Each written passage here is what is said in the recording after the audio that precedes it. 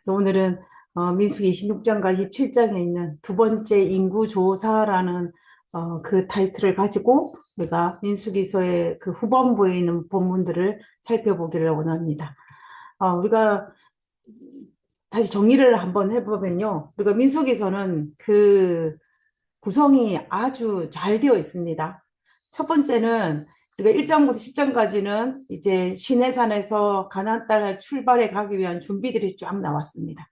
그리고 이제 그 시내산에서 가데스 바네아에 갔다가 왜 그들이 광야 38년을 광야에 있어야 되는지 그 이유가 밝혀지는 출애굽 2년의 역사를 다룬 것이 민수기 11장과 19장이었습니다.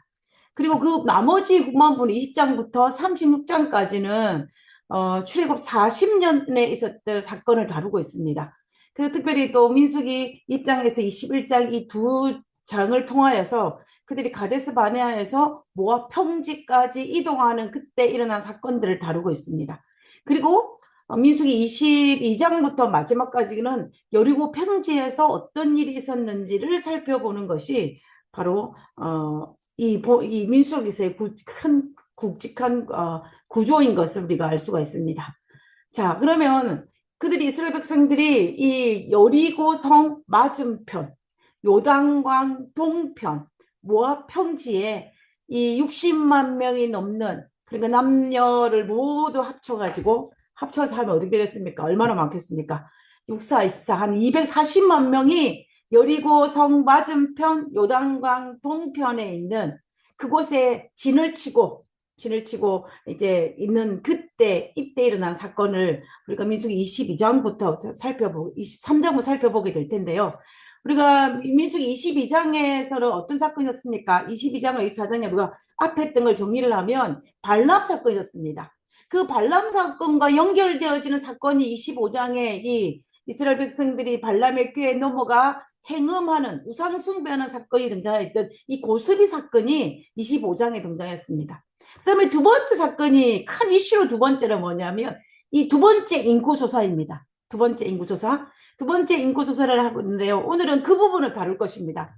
이 두 번째 인구조사와 같이 세트로 연결되어지는 부분이 뭐냐면 슬로그와 딸들에게 기업을 물려주는 그 사건이 이제 민수기 27장과 36장에 등장하는 것을 볼 수가 있습니다.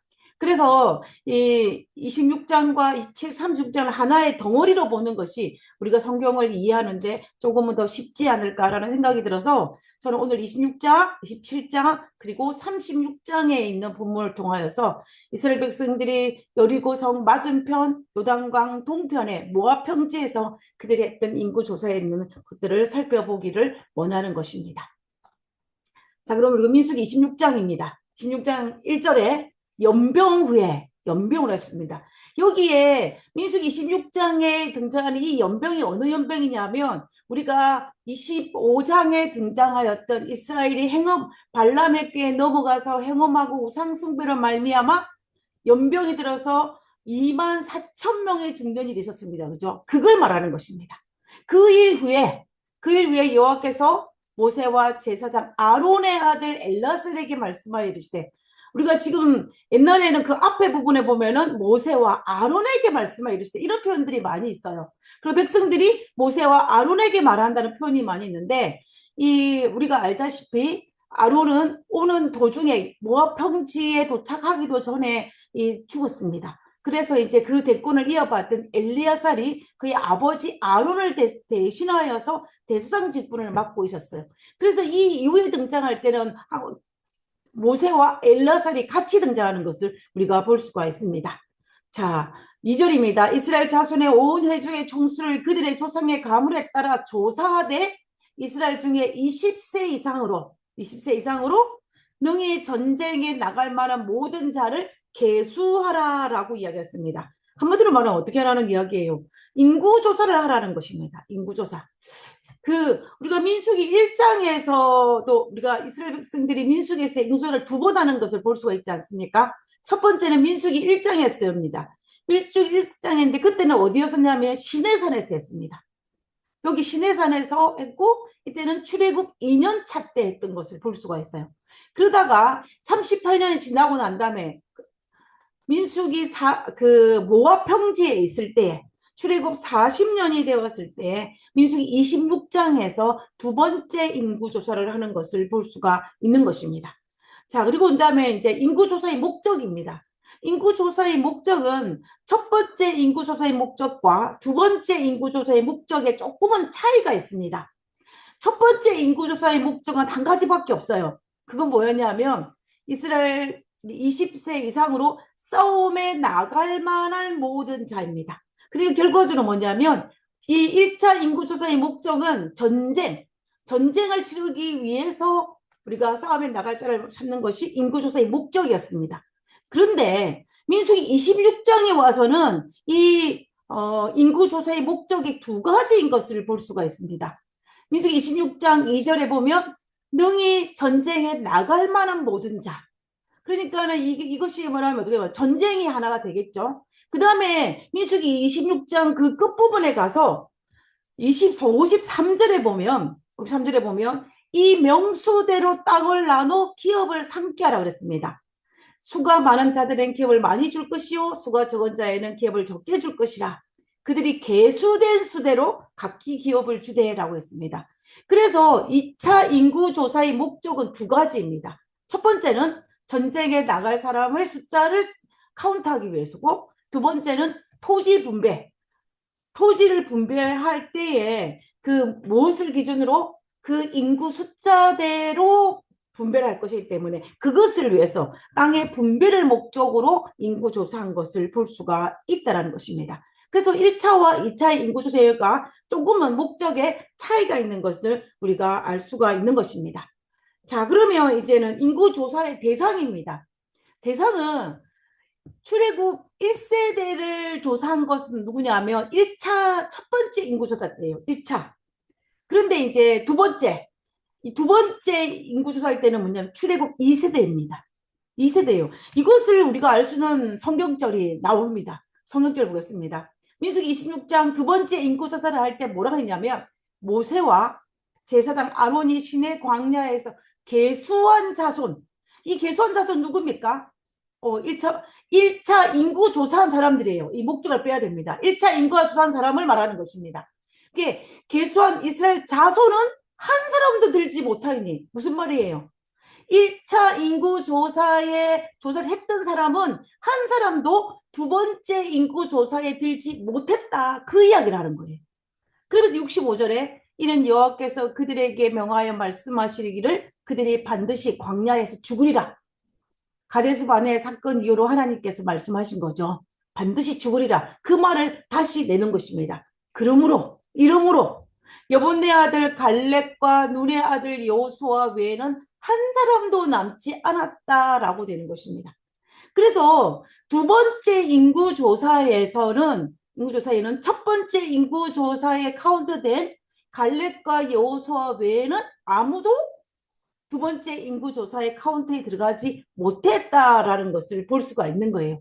그래서 이 많은 사람들이 인구조사하는데 갈렙과 여호수아만 나이가 80이 넘고 그러면 지금 나머지 출애굽 2세대들은 몇 세 이상이 되겠습니까? 그 1차 인구조사할 때 20세 이상을 카운트하기 때문에 이때는 갈렙과 여호수아만 거의 80대고 나머지는 60대 이하예요. 6대 이하가 되는 것입니다. 60대 이하보다는 60대 사람이 아무도 없는 것입니다. 아무도 없는 거예요. 그래서 결과적으로 이거를 살펴볼 때는 완전한 이 출애굽 세대 교체가 완료된 것을 볼 수가 있습니다. 1세대는 광야에서 다 죽고 2세대만 남은 거예요. 2세대들은 누구만? 갈렙과 여호수아만 남은 상태로 어떻게 가나안 땅에 들어간 인구소가 있다는 것을 우리는 여기서 알 수가 있는 것입니다. 그래서 하나님의 심판이 얼마나 철저하게 집행되었는지를 여기에서 알 수가 있는 것 같습니다. 그 다음에 이제 보겠습니다. 그 다음에 이제 네 번째로 살펴보기를 원하는 것은 뭐냐면 각 지파별의 인구의 차이예요. 우리가 여기서 살펴보면 1차, 2차 조사에 다른 게 따로 있습니다. 민수기 1장에는 1차, 민수기 26장은 2차예요. 여기서 우리가 주목해야 될 것은 뭐냐면 여기서 가장 인구수가 많은 지파는 어느 지파냐면은 유다 지파입니다. 1차 때도 유다 지파가 굉장히 많았어요. 그런데 2차 때도 여전히 많습니다. 무려 1900명이 증가했어요. 증가했습니다. 그리고 두 번째 우리가 주목해야 될 것은 뭐냐면은 시므온 지파가 어때요? 너무 많이 줄었어요. 너무 많이 줄었습니다. 무려 37,100명이 줄었습니다. 그러니까 59,000에서 22,000으로 줄었어요. 그 다음에 또 문하세는 이 시몬 지파와 반대로 많이 늘었습니다. 2만 명이 넘는 사람이 는 것을 볼 수가 있어요. 자, 어찌되었든 간에 이 총계를 보면은 1차와 2차 사이에 별 차이가 등장하지 않습니다. 결과적으로 볼 때는 1820명만 1차와 2차 사이에 줄어든 것을 우리가 볼 수가 있다는 것입니다.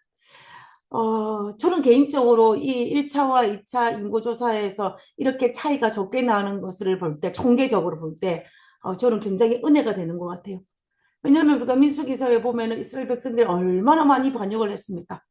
그들이 얼마나 많이 범죄하였고, 얼마나 불평불만을 했었고, 그들이 요 앞에 반복되게 범죄했음에도 불구하고, 1세대 끝나고 2세대가 등장했을 때 그 숫자가 줄지 않았다는 것에 대해서 하나님께 이거는 하나님의 은혜가 아니고는 설명할 수 없는 부분이라는 것입니다.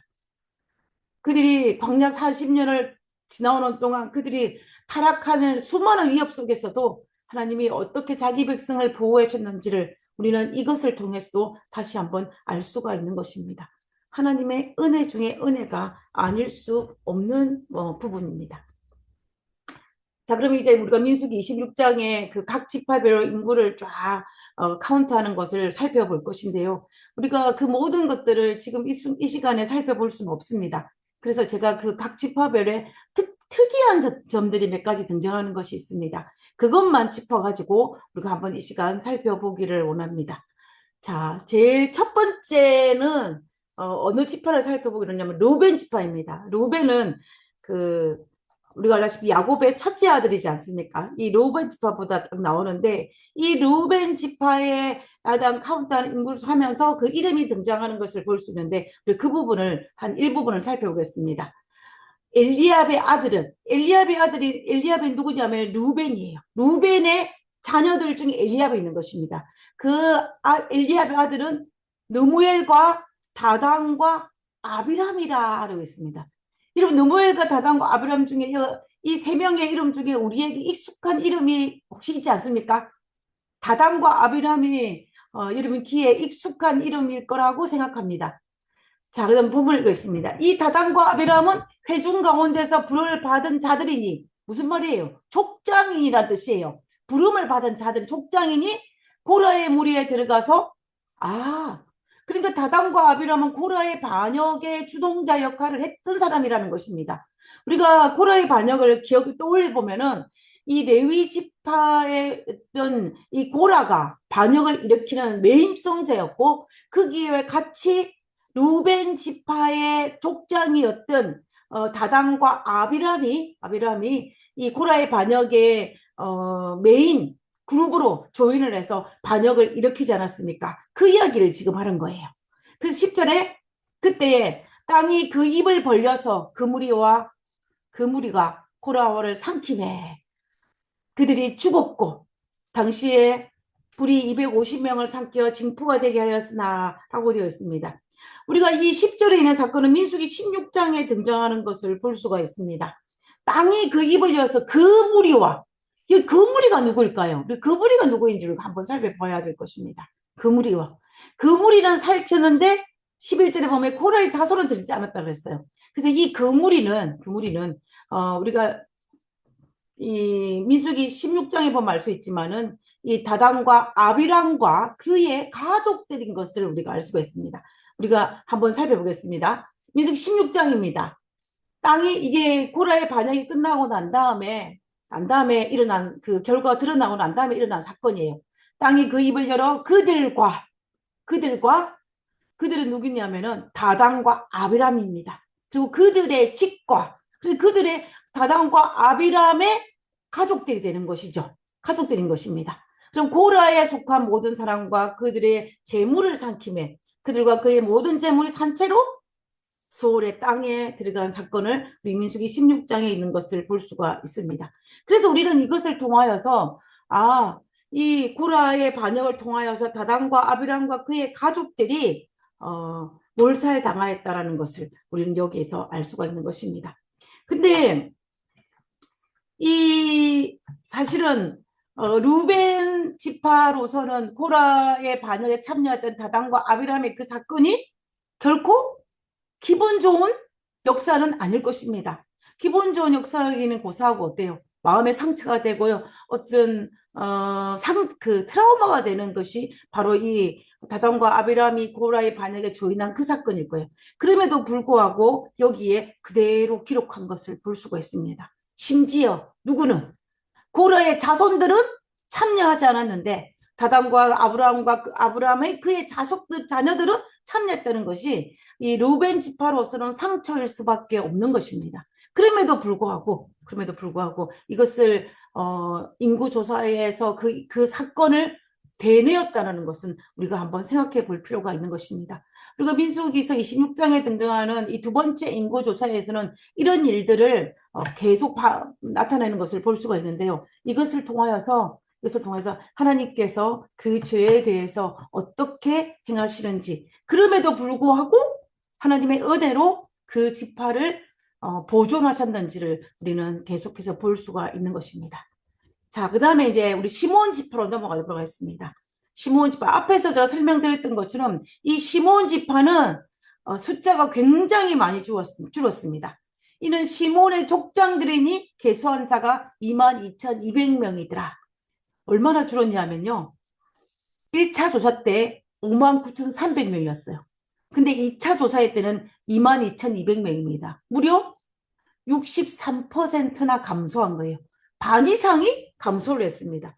이 정도 됐으니 이 시몬 지파가 얼마나 많은 뭐라 그럴까요?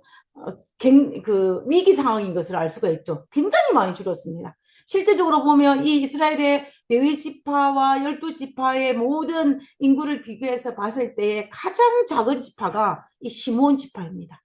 시몬 지파예요. 시몬이 1차 때는 6만 명 정도 되는 큰 민족이었습니다. 그런데 광야 40년을 통과하고 난 다음에는 2만 2천 명으로 이렇게 줄어든 이유가 도대체 무엇이었을까요? 도대체 무엇이었는지 그 이유를 우리가 알 필요가 있는 것입니다. 우리는 그 이유를 그 민수기 26장 인구조사했던 그 바로 앞 사건에서 우리는 그 이유를 찾을 수가 있습니다. 민수기 25장에는 이 발람의 꾀로 말미암아 이스라엘 백성들이 행음하는 우상숭배하는 사건이 등장하지 않습니까? 그것을 우리가 고스비 사건이라고 하는데 그때에 죽임을 당한 이스라엘 남자 한 명의 이름과 그의 지파가 그대로 거론이 되어 있습니다. 민수기 25장 14절이에요. 죽임을 당한 이스라엘 남자 곧 미디안 여인과 함께 죽임을 당한 자 이름은 시므린 것입니다. 그런데 그는 살류의 아들이고 어느 지파 사람이더라? 시몬 지파. 시몬의 조상 가운데 한 사람을 했습니다. 그 족장이에요. 지도자니까. 그러니까는 시몬 지파의 한 족장이 발람의 그 꾀에 넘어가서 우상 숭배한 아주 핵심 멤버가 됐다라는 것을 여기서 할 수가 있는 것입니다. 그래서 이것으로 말미암아 몇 명이 죽었다고 그랬습니까? 24,000명이 죽었다고 그랬어요. 24,000명. 물론 이들 중에 모든 사람이 다 시몬 지파 사람은 아닐 것입니다. 그러나 족장이 이 행음하는데 거의 핵심 멤버였다면은 이 24,000명 중에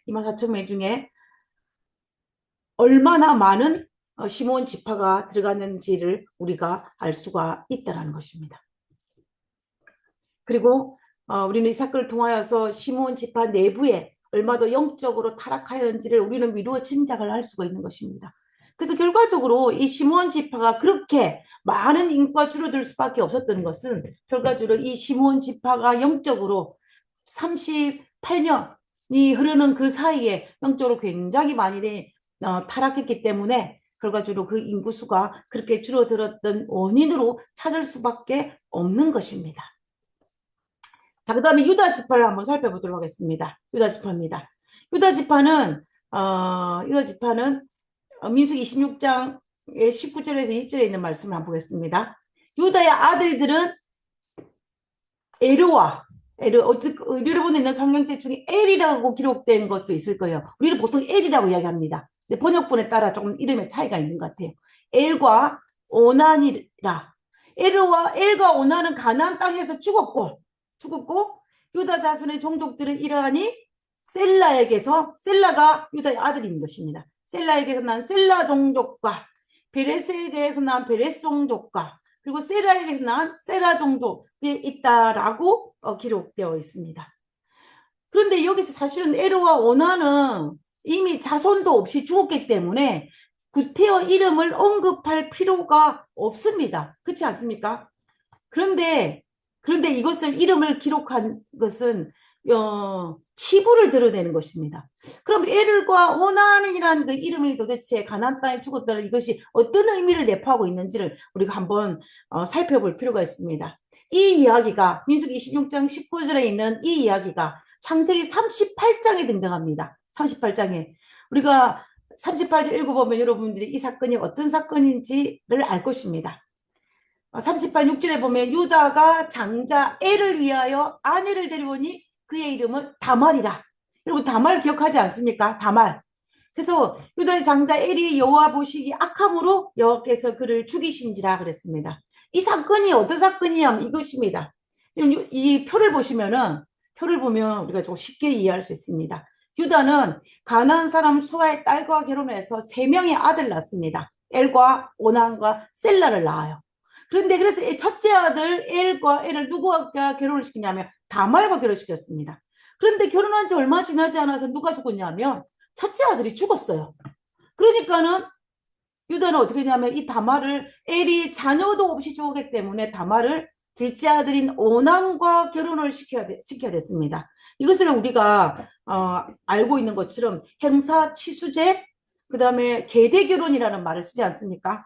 엘의 후손을 계속 이어가기 위해서 이 둘째 그 첫째 다말을 둘째 아들에게 장가를 보내는 것, 시집을 보내는 것입니다. 근데 오난과 사이에 아들을 낳으면 그 아들은 누구의 기업을 이어가냐면 엘의 기업을 이어가는 것이죠. 이것이 우리가 구약에서 특이한 제도 중에 하나가 이것입니다. 그런데 이제 다말이 오난과 결혼을 했어요. 유다가 시작했습니다. 그런데 오난도 가만히 생각해보니까 자기가 낳은 이 아이가 자기의 기업을 이어가는 것이 아니라 형의 기업을 이어갈 거라기 때문에 이제 이 오난이 땅에 설정하는 일이 발생했습니다. 하나님께서 그를 가정해 보셔가지고 오난도 이제 사망하는 사건이 발생합니다. 사망해요.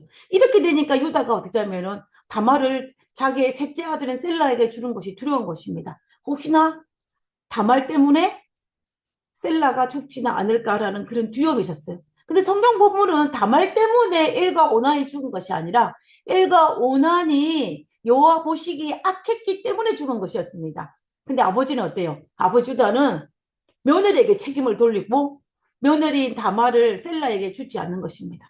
이 사실을 알고 있는 다말이 어떻게 하냐면은 다말이 이 창녀로 변장하고 시아버지 유다와 관계를 통하여서 쌍둥이 아들을 낳습니다. 그 아들이 세라와 베레스예요. 세라와 베레스입니다. 그러니까 이 족보를 우리가 창세기를 통해서 알지 않습니까? 자, 이 역사가 사실은 유다 입장에는 어떨까요? 유다 지파 입장에는 썩 좋은 역사는 아닐 것입니다. 어쩌면 유다 지파에서는 치욕적인 기록일 수 있어요. 어쩌면 이거는 삭제시키고 싶고 그냥 단지 그의 자손들만 기록하고 있을 것입니다. 그런데 그럼에도 불구하고 엘과 오난이 가나안에서 죽었다는 그 기록을 통해서 창세기 38장의 모든 것들을 다 떠올리게 하는 것을 우리가 볼 수가 있는 것입니다. 이 민수기 26장에서 이렇게 인구 조사를 하면서 이런 어떤 각 지파의 수치스러운 기록들을 기록하는 데는 이유가 있습니다. 하나님의 공의와 은혜를 계속해서 보여주기 위한 것입니다. 그들이 그렇게 악함에도 불구하고 하나님의 은혜로 말미암아 이어져 왔다라는 것이고, 그리고 또 그뿐만 아니라 하나님께서 그런 어떤 치부의 역사를 통하여서 하나님께서 그리고 함께했다라는 것을 보여주는 것입니다. 그래서 결국 이 유다는 이 셀라와 세라와 베레스를 통하여서 유다 지파가 형성이 되었고, 이런 치욕적인 역사임에도 불구하고 이스라엘 12지파 중에서 가장 큰 지파로가 된 것을 우리는 알 수가 있는 것입니다. 자, 그 다음에 우리가 이 네 번째 살펴보기로 한 거는 아셀 지파예요. 그리고 아셀 지파에는 특이한 이름이 하나 등장합니다.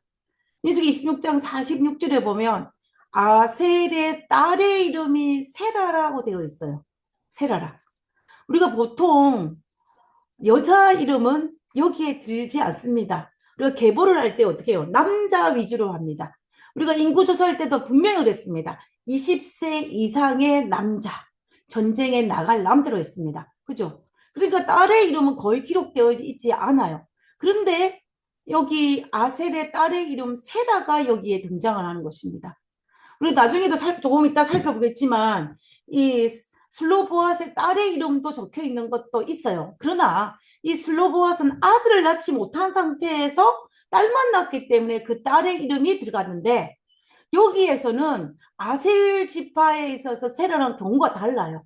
왜냐하면 아셀은 아들도 낳았습니다. 아들도 3명이나 낳았는데 또 딸을 낳았는데 그 딸 이름이 세라였다라는 것입니다. 그래서 우리는 도대체 이 세라가 무엇이었길래 이 세라 이름을 언급을 했을까를 한 번 정도는 생각해 볼 필요가 있다는 것입니다. 성경에는 아셀의 딸의 이름인 이 세라가 3번 등장한 것을 볼 수가 있어요.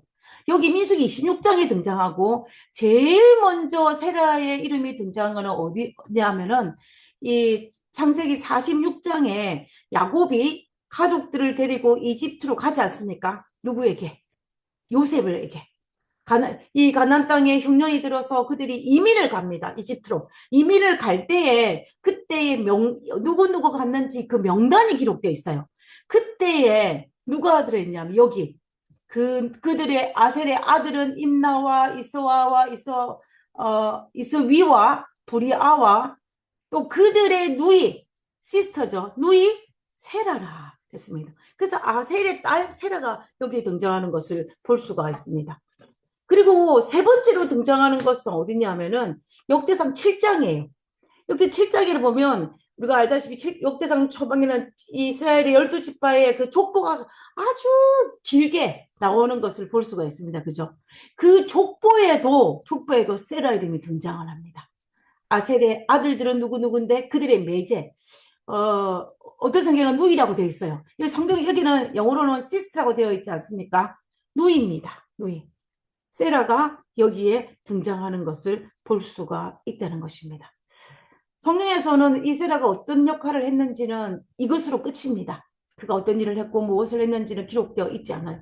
그러나 이스라엘 족보에 그리고 이스라엘 그 이름이 등장할 때에 흔하지 아니하는 남자 이름만 있을 때에 이 세라란 딸의 이름이 들어간 것도 그것도 한 번도 아니고 3번 들어간 것은 아주 이례적인 것만은 사실인 것입니다. 그래서 우리가 이것을 통하여서도 우리는 이 세라가 이스라엘 공동체에서 아주 상징적인 인물이고 매우 중요한 역할을 했음을 충분히 우리가 짐작을 할 수가 있습니다. 성경에는 이것으로 세라에 대한 이름은 끝이 나요. 근데 유대 전승에는 미시아나나 토라 이런 데서는 이 세라에 대한 많은 이야기가 등장합니다. 성경이 아니기 때문에 여러 가지 이야기가 등장하는데 그 중에 한 가지만 예를 들어서 한 가지만 소개를 하면요. 어떤 이야기가 있냐면 야곱에게 그의 자기 사랑하는 아들 요셉이 살아있다는 것을 첫 번째로 알린 인물을 누구라고 이야기하냐면 이 세라라고 이야기했어요. 전승에.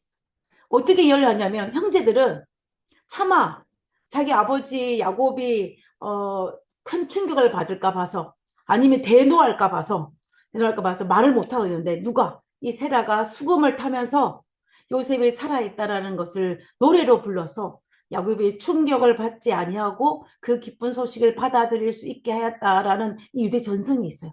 그래서 야곱이 이 세라에게 영원히 살 것이라는 축복을 내려줬다라는 그런 전성도 있습니다. 이것 외에도 여러 가지 전성이 있어요. 어찌되었든지 전성이기 때문에 우리가 확실히 그렇다라고 말을 할 수는 없지만, 그러나 어찌되었든 간에 이 딸 이름 중에 세라가 등장했다는 것에는 우리가 한번 주목해 볼 필요가 있는 것입니다.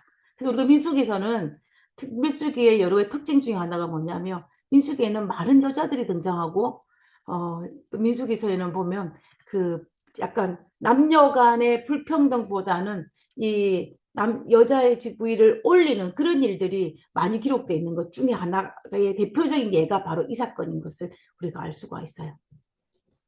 자, 그 다음에 우리가 레위 지파를 한번 보겠습니다. 레위 지파는 앞에 지파랑 인구 조사는 나이가 다릅니다. 앞에 12지파는 20세 이상인데, 레위 지파는 1개월 이상 된 자를 계수합니다. 그 숫자가 2만 3천 명이에요. 숫자가 1,000명 정도 늘었습니다. 1,000명 늘었습니다.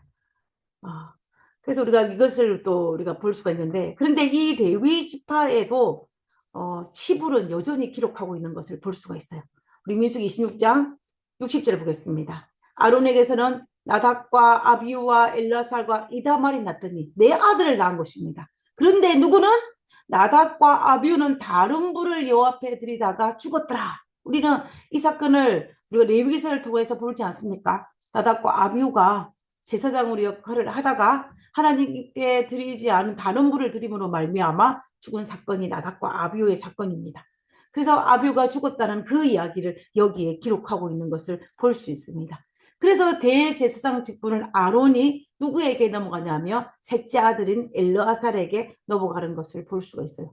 그래서 우리가 이 구약에서 제사장 족보를 보면 엘르아살계가 따로 있고 이다말계는 따로 있습니다.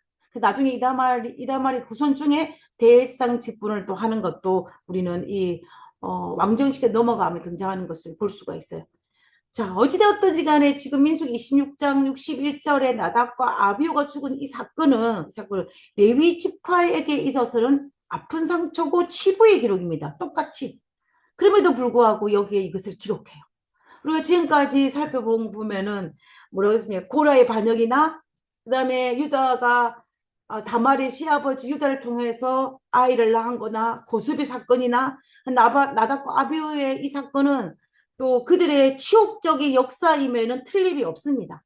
그럼에도 불구하고 여기서 계속 그것들을 다 하는 거예요. 그래서 이것을 통하여 그들은 하나님의 은혜와 하나님의 공의를, 하나님의 이것을 잘 나타내는 것을 볼 수가 있습니다. 너희들이 그렇게 악할지라도 하나님께서 우리를 얼마나 축복했는지를 아마 모세는 이스라엘 후손들에게 말해주고 싶었던 것 같아요. 그리고 너희들이 순종하면 하나님께서 복을 내리시고 그렇지 아니하면 광야에 죽는다는 그것 또한 알려주기를 원했던 것 같습니다. 자, 그 다음에 이제 제가 살펴보면 므낫세예요. 므낫세. 이 므낫세는 제가 좀 길게 다뤄야 되기 때문에 맨 나중으로 뺐습니다. 맨 나중으로 뺐는데 이 므낫세의 어떤 특이한 상황이 있는지를 한번 보겠습니다. 민수기 26장 33절에요. 헤벨의 아들 슬로보아스는 아들이 없고 딸만 5입니다. 그 딸의 이름이 말라, 노아, 호글라, 밀가, 디르사예요. 이 딸 5명을 놓고 누구는 슬로보아스는 죽은 것입니다. 아들이 없이 죽었어요. 이 문제가 발생했다고 이제 민수기 26장에 기록되어 있는 것을 볼 수가 있는 것입니다. 만약에 두 번째 인구 조사에서 전쟁에 나갈 목적으로만 그 인구 수사를 했다면은 지금 민수기 26장 33절의 이 구절이 그렇게 의미심장한 구절은 아닐 것입니다. 그러나 두 번째 인구수의 목적 중에 두 번째가 뭐였냐면은 그들에게 땅을 기업으로 나눠주기 위한 땅 분배의 목적으로도 인구수사를 했기 때문에 이 민수기 26장 33절의 이 구절이 중요한 것입니다. 왜냐하면은 우리가 알다시피 모든 기업은 땅의 기업은 누구에게 물려주냐면 아들에게 물려줍니다. 딸은 그 지분이 없어요. 그렇게 되면 슬로보아시 그 땅을 지분을 받았으면은 자녀가 없기 때문에 아들이 없기 때문에 그 지분이 없어지는 것입니다. 근데 지금 이때는 아버지가 죽었어요. 그러면 어떻게 되는 것입니까? 슬로보아스는 이름이 그 기업 중에 사라지는 거예요. 그런 일이 발생하는 것입니다. 그래서 원래대로 하면은 이 슬로보아스는 영원히 삭제될 위기에 처해진 것입니다. 그래서 이 땅을 분배하는 문제에 대해서 어떤 예외 조항을 발생할 수밖에 없는 사건이 발생하는데 그 문제를 해결하기 위해서 이 슬로브아스의 5명의 딸이 이의를 제기하는 것이 민수기 27장에 기록되어 있습니다. 민수기 27장입니다. 민수기 27장에 보면은 그들은 누구냐면은 슬로브아스의 5명의 딸이에요. 그들이 해망문에서 모세와 제사장과 엘리야상과 지휘관들과 온 회전 서서 말하는 것입니다. 이 말은 무슨 말이냐면 어떤 말할 것이 있으면 해망문의 앞에 가서 이야기합니다. 정당하게. 그래서 이거는 민수기 7장은 이스라엘의 땅을 분배하는 데 대해서 어떤 예외 조항인 것을 볼 수가 있어요. 원래 조항에서 예외 조항. 우리가 민수기 초반부에서 공부를 할 때 1월 14일이 6월절이지 않습니까? 근데 1월 24일 6월절인데 부득이한 여러 가지 상황으로 1월 14일 날 6월절을 못 지켰을 경우에는 그날 대신에 다른 6월절을 지킬 수 있도록 정한 것이었습니다. 그래서 한 달 뒤에 2월 14일 날 6월절, 두 번째 6월절을 지킬 수 있도록 허락한 것이 있어요. 그와 마찬가지로 이 첫 번째 이 상속법에 관련된 그 부분에서 어떤 것들을 상황에 맞춰서 좀 애드한 거, 규정을 조금 바꾼 거, 그 부분이 민수기 7장인 것입니다. 그래서 그들이 뭐라고 이야기하냐면은 이 딸들이 회망문 앞에 가서 이야기합니다. 우리 아버지는 누구예요? 슬로보아시죠. 우리 아버지가 광야에 죽었으나 여호와를 거슬린 모일 코라의 무리에 들지 아니하고 다시 말하면 반역의 무리에 들지 않았다는 것을 얘기하는 것입니다. 그리고 들지 아니하고 자기 죄로 죽었고 아들이 없나이다.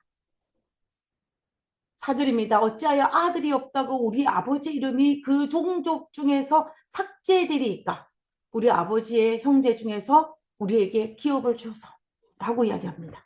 기업을 달라고 이야기해요. 우리 이 슬로보아스의 딸들은 아주 명확하게 아주 잘 정돈된 말로 자기 요구 조건이 무엇인지를 딱 이야기하는 것을 볼 수가 있어요. 아버지의 몫을 달라고 얘기합니다. 우리는 여기에서 이 슬로보아스의 딸들의 믿음에 대해서 한 번 정도는 짚고 넘어갈 필요가 있는 것 같아요.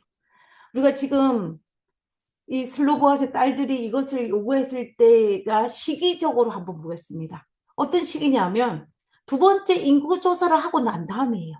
그 말은 무슨 말이냐면 땅이 분배되지 않았던 시기라는 것입니다. 분배하기 위해서 인구조사를 했지만 분배는 하지 않았어요. 그리고 또 뭐예요? 분배될 땅도 아직 차지하지 못한 상황이었어요. 그들은 요단강 동편에 있기 때문에 요단강 서편으로 가야만 약속된 가나안 땅으로 가서 그곳에서 땅을 분배받을 텐데 할텐데 땅도 분배받지 않았고 그리고 그 제비 뽑기도 하지 않은 그 상태에서 그들이 뭐라고 합니까? 땅을 달라는 것이 아버지의 분깃을 달라는 것입니다. 이것은 이 슬로보아스의 딸들은 아직 가나안 땅을 가지도 못했고 차지하지도 못했지만 하나님께서 반드시 가나안 땅에 들어가게 하시고 차지하게 할 것이라는 대한 믿음이 확실히 있었다는 것을 우리는 알 수가 있습니다. 그 확신이 있었기 때문에 이 슬로보아스의 딸들은 정확하게 자기의 요구 상황이 무엇인지를 아주 논리정연하게 이야기합니다. 그들이 민수기 7장에서 불평불만하지 않아요. 우리가 초대급 1세대들은 어떻게 합니까? 불평불만합니다. 정확하게. 그러나 이 출애굽 2세대의 이 딸들은 불평불만하지 않고 논리적으로 자기가 원하는 것이 요구사항이 뭔지 이야기하는 것을 볼 수가 있어요. 우리는 이 부분에서 출애굽 1세대보다 출애굽 2세대가 좀 더 나았음을 발견할 수 있는 부분이 바로 이 부분입니다. 이 부분이에요. 자, 이 말을 들은 이 말들은 모세는 슬로브의 딸들의 말이 일리가 있다라고 생각했습니다. 그래서 하나님께 이것을 아뢰고 하나님께서 이 문제에 대해서 어떻게 해야 할 것인지를 답을 주셨습니다. 그 답을 보겠습니다. 아, 답을 보겠습니다. 이거 하나 설명을 하면 좋겠습니다. 지금 이게 슬로보압의 딸들의 계보예요. 문하셋을 통하여서 아는데, 만약에 슬로보앗이 아들이 없기 때문에 헤벨 밑에 받았던 이 슬로보앗의 분깃이 완전히 사라지는 것입니다. 그래서 지금 이 일을 제기한 것을 볼 수가 있습니다. 자, 그러면 이제 넘어와서 민수기 27장 7절과 8절을 통하여서 하나님께서 이 슬로보앗의 딸들의 요구에 대해서 어떻게 대답하시는지를 한번 보겠습니다. 슬로보앗의 딸들의 말이 옳으니 하나님께서 옳다, 일리가 있다라고 말씀하시는 거예요. 너는 반드시 그들의 아버지 형제 중에서 그들에게 기업을 주어 받게 하되 그들의 아버지의 기업을 그들에게 돌릴지어다. 너는 이스라엘 자손에게 말하여 이르기를 사람이 죽고 아들이 없으면 그의 기업을 누구에게? 그의 딸들에게 돌릴지어다 라고 이야기하는 것을 볼 수가 있는 것입니다. 그래서 하나님께서 뭐냐면 이 상속법에 대한 새로운 법안을 조금 애드하는 것을 볼 수가 있습니다. 그래서 이거 우리 본문을 읽어보면 아들이 첫 번째 1순위예요. 아들이 없이 죽으면 누구에게 가냐면 딸에게 갑니다. 그럼 딸이 없으면 어떻게 되냐? 그러면 형제에게 가요. 그럼 형제가 없으면 어떻게 되나? 그럼 아버지 형제에게 갑니다. 그러면 아버지 형제가 없으면 어떻게 되냐? 가까운 친족에게 함으로 말미암아 그 이름이 없어지지 않고 그 분깃이 사라지지 않도록 했던 상속법에 대한 새로운 애드하는 그런 장면을 우리가 여기에서 볼 수가 있는 것입니다. 자, 그러면 이제 이 기업이 보존되도록 보완했던 이것이 민수기 36장에 가서 어떻게 실행이 되는지를 우리가 한번 살펴보겠습니다. 이스라엘 백성이 약속의 땅, 우리가 이스라엘 백성이 원래 땅은 어디서 분배를 받냐면 요단강을 건너 서편에 가서 받아야 돼요. 그런데 동편에 있을 때에 건너기 전에 모세가 살아 있을 때에 이미 모압 평지에 정착하기 전에 바산과 시온의 땅을 어떻게 냐면 점령을 했습니다. 그 모습을 보고 누가 그 땅을 달라고 요구를 했냐면 루벤과 각과 므낫세 반지파가 달라고 그랬어요. 그래서 하나님 명령을 따라 그들 지파에게 그동안 동편의 땅을 분배를 했습니다. 분배를 했대 이게 보면은 민수기 32장 40절에 보면 모세가 길르앗을 므낫세 아들 마길에게 주매라고 했습니다. 여기 표를 하나 보시면은 마길에게 준 것입니다. 모세가 길르앗을 여기서 길르앗은 마길의 아들 길르앗이 아니고 그 지명 이름이에요. 지명 이름입니다. 길르앗이라는 그 땅을 므낫세 마길에게 준 것입니다. 그러면은 무슨 말이냐면 이 길르앗 땅에 속해 있는 지분 중에 일부분은 슬로보앗의 딸들이 가졌다라는 것을 볼 수가 있는 것입니다. 그러면 그 지분을 받았겠죠. 받았을 것입니다. 하나님께서 그렇게 말씀하셨기 때문에. 그래서 이제 이 마길의 후손이었던 이들이 땅을 차지한 것입니다. 그 땅을 다 분배를 했어요. 분배를 했는데 가만히 생각해 보니까는 또 어떤 의문이 생기냐면은 이 모습을 가만히 지켜보고 있던 누가 이 마길의 후손 길르앗 헤벨을 가만히 생각해 보니까는 슬로보앗의 딸들이 그 지분을 땅을 분배 받았는데 만약에 지금은 시집을 가지 않았으니까 그 땅이 므낫세 지파에 속해 있지만 만약에 이들이 다른 지파에 시집을 가게 되면 어떻게 됩니까? 그 땅이 더 이상 므낫세 지파가 아니라 누구의 땅이냐면 이 딸들이 시집간 그 지파의 땅이 되는 거예요. 그래서 문제가 발생한 것입니다. 그래서 민수기 36장에 보면 이 문제를 가지고 이 일을 제기합니다. 36장 2절이에요. 이르되 여호와께서 우리 주에 명령하사 이스라엘 자손에게 제비 뽑아 그 기업의 땅을 주게 하셨고 여호와께서 우리 주에게 명령하사 우리 형제 슬로보아의 기업을 그의 딸들에게 주게 하셨은즉 줬다는 것입니다. 지분을 줬어요. 그런데 문제는 3절이에요. 그들이 만일 이스라엘 자손의 다른 지파의 남자들의 아내가 되며 만약 유다 지파의 아내가 되면 그들의 기업은 딸들의 기업은 우리 조상의 므낫세 지파의 기업에 떨어져 나가고 그들이 속한 그 기업의 첨가들이니 누구? 남편의 지파 유다 지파의 실갔으면 유다 지파의 기업의 첨가들이니 그러면 우리가 제비 뽑은 므닷의 지파가 제비 뽑은 기업은 떨어져 나갈 것입니다. 라고 이야기하는 거예요. 그리고 또 하나를 더 애도합니다. 희년이 되면 모두가 다 제자를 돌아가는데 그때에도 므닷의 지파에 가지 아니하고 시집간 남편의 지파에 가니까는 우리는 그 기업이 영원히 우리 조상 지파에서 삭감 없어질 것이니 이걸 어떻게 하면 좋냐라고 이야기하는 거예요. 그러니까 자칫하면 어떤 일이 발생했습니까? 므닷의 지파 안에 갈등이 일어날 수 있는 상황입니다. 그래서 그들이 이 일을 제기한 거예요. 이 일을 제기한 것입니다. 일리가 있지 않습니까? 일리가 있는 거예요. 왜냐하면 우리 지파의 땅을 보존해야 되기 때문에.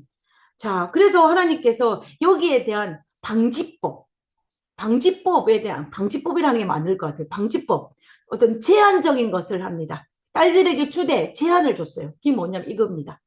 슬롭의 딸들에게 대한 여호와의 명령이 이러하니라. 이르시되 슬로브앗의 딸들은 마음대로 시집가거니와 어떻게 조건이 있는 거예요. 제한이 있는 것입니다.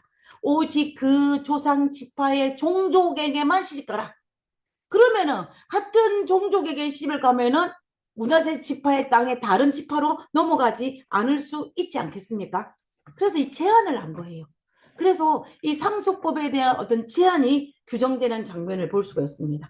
이런 말미암아 지파 간에 므닷의 지파 안에서 갈등이 해결되고 그것을 방지하는 것을 볼 수가 있다는 것입니다. 하나님께서는 상황에 맞춰서 이렇게 예외적인 법들을 규정하는 것을 볼 수가 있습니다. 그래서 그리고 이제 이 이야기를 들은 이 슬로보아스의 딸들이 어떻게 하냐면은 순종을 합니다.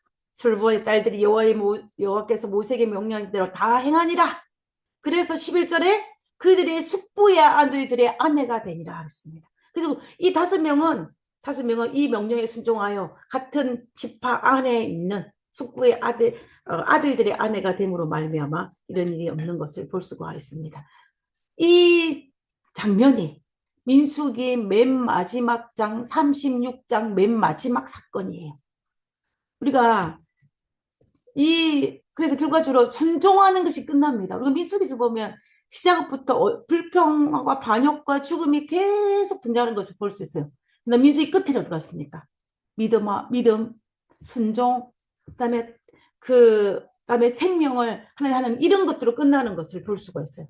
그래서 우리는 이것을 볼 때 정말 시작은 이렇게 하였지만 나중은 순종으로 민수기가 끝나는 것을 볼 수가 있다는 것입니다. 순종으로 민수기가 완성이 돼요. 출애굽 1세대는 불평불만했지만 2세대에는 어떻습니까? 희망이 있다는 거예요. 희망이 있는 것입니다. 순종함으로 말미암아.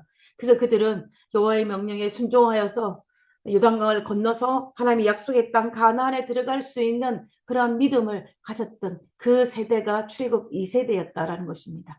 1세대보다 2세대가 우리가 민수기를 통해서 볼 때는 좀 더 나은 믿음을 소유하지 않았나라고 생각할 수 있을 만큼 2세대는 그래도 순종하고 또 믿음대로 행했던 그들의 모습을 볼 수가 있는 것입니다. 그래서 우리는 지금까지 민수기 26장과 27장 32장을 통해서 두 번째 인구조사와 관련된 것들을 살펴보았습니다.